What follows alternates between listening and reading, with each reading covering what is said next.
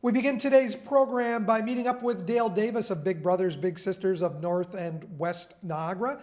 And like everybody else these days, things have changed under COVID-19 and pandemic restrictions. Dale, welcome to the program. Nice to be here, Mike. Thanks for having me. 80% of your funding comes from special events, and this year so many special events canceled, including some of your biggest. Yes. Can you go through the list?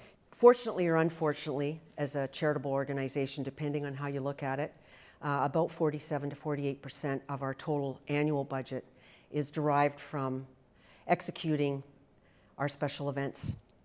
And it raises quite a big percentage. And fortunately for us, at least thankfully, YourTV was a part of it. We got in our Tim Hortons Bowl for Kids' Sake campaign. Mike, we just squeaked that in. Just under the wire. Oh my gosh.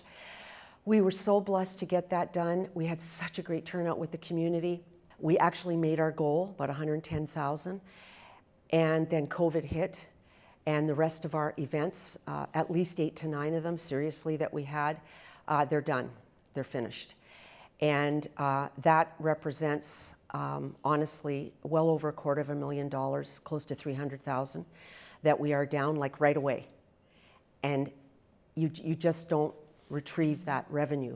First of all, you're dealing emotionally, psychologically, professionally in your job with COVID. What does it look like? Right. We happen to be a charity that focuses on serving and supporting children and youth. Has COVID affected the relationship between bigs and littles? Can they still get together? We sort of focused on several areas, at least from my vantage point as leading the organization and our incredibly committed and dedicated board of directors.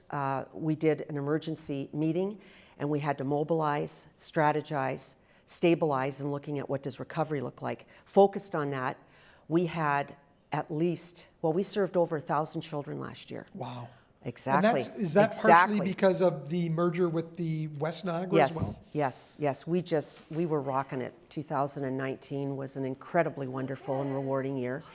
But so having said that, we had all these matches attached to each other. And because Big Brothers Big Sisters standards of child safety and service delivery are some of the highest in the country, it's all about protection of the match. Of course. Right? Yes. And so as a face-to-face relationship organization, we're, oh my God, how are we going to, what is this going to look like? So literally watching, thankfully we have a national Big Brothers Big Sisters office in Toronto, and they go right across the country supporting the members. We pivoted virtual. So they were doing a lot of Zoom calls with their little brothers and sisters. And the reason Big Brothers Big Sisters was able to do this and able to do it well, not about volume, because of course that's suffering everywhere, but it was about the caliber and quality and ensuring child safety that we were able to pivot, is because of the support of our professional casework team, which a lot of people don't know about. They think we're primarily maybe an all-volunteer organization. Volunteers are the heart and soul of what we do. They're our mentors. But behind that, what makes our matches successful with outcomes that are second to none for kids is the professional support of a caseworker. So everything pivoted virtually. So our national office is now beta testing platforms that are being accepted by the schools. Right. Because we're in both boards. We're almost in 68 schools across Niagara. And I know right now the DSBN is not allowing any outside people, only students and staff members. But we are going to do our programs virtually with them. Perfect. So we're so excited. Mike, really, we've had such great rapport with both school boards. They're really excited. All of this work is protected under a legal memorandum of understanding, which is just awesome. It tells you the caliber of our programs, all of about, the standards, how we're going to deliver it, what it's going to look like, how the teachers will work inside the school system.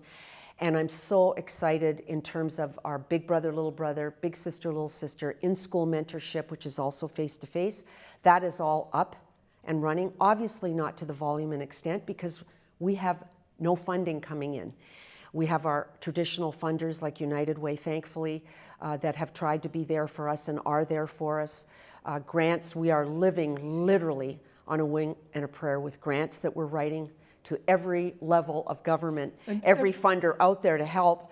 And there are so many worthy causes, but we're really dealing with children and youth. And honestly, in terms of what we're doing with the Ministry of Education, in terms of the grant that we have to go after for the work we do with them, they're looking to our organization all across Ontario to provide the emotional mental health wraparound supports. Well, mental health is a huge issue for everybody. Huge. But really, when you look at kids trying to make sense of this situation, and especially the kids that you usually deal with, who probably only have one parent, and the issue can be, is that parent there emotionally available for those kids? Well, and we've been in isolation for months, Mike, so they've been isolated. The parents are going to work or not going to work. They don't know what it looks like. Yeah. All of that, the learning in school, online. Well, not everybody You also hear from some of these kids that they're not seeing their friends at school because some of their friends decided to learn from home. Right. So the social isolation, our case workers are tuned right in. I know a lot of our parents and grandparents that are raising the kids have checked in with us and said, if it weren't for Big Brothers, Big Sisters, your caseworkers, you're the only connection we have, the only connection. That meant a lot to us, so we strategized that we were going to stay open, not to the public, but we would pivot virtually. The caseworkers have a caseload. They support the match to sort of acclimate itself to an online space. And in terms of, what do those conversations look like that you're having with your little brother and little sister? Right. So I'm so proud of our team. They're so committed and so dedicated.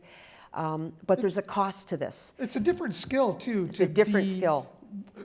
Talking online with that little brother or little sister than it is to go bowling or do some other activity with them. So I think in terms of those types of conversations that our workers are supporting to keep these matches, the parents were desperate to make sure they kept going. And so my commitment as CEO is to say, okay, if we're at 200 kids, we're going to keep connected to those 200 kids, even though last year was 1,000. I mean, it's just not going to happen.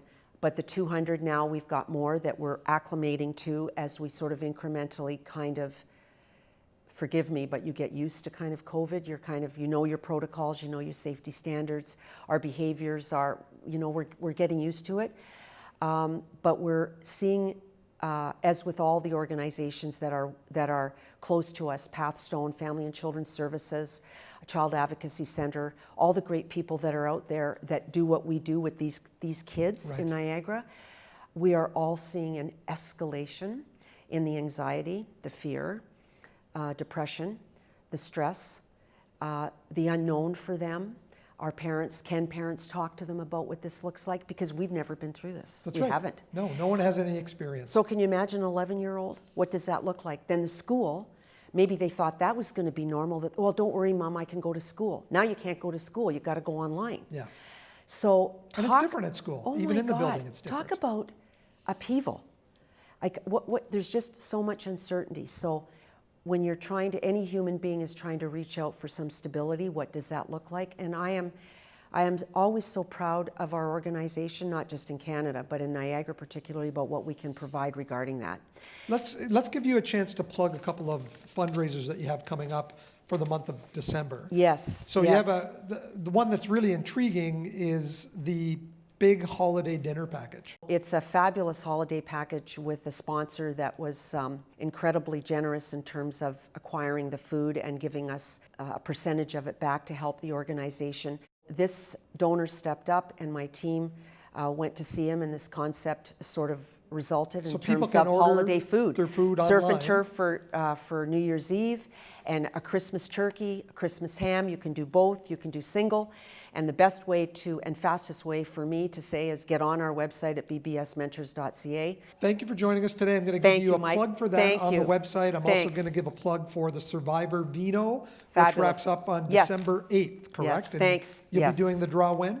That day. That day, Yes. December 8th. Yes. Visit BBBSmentors.ca for information about that. Dale Davis, thanks for joining us. Thanks, Mike. Appreciate it.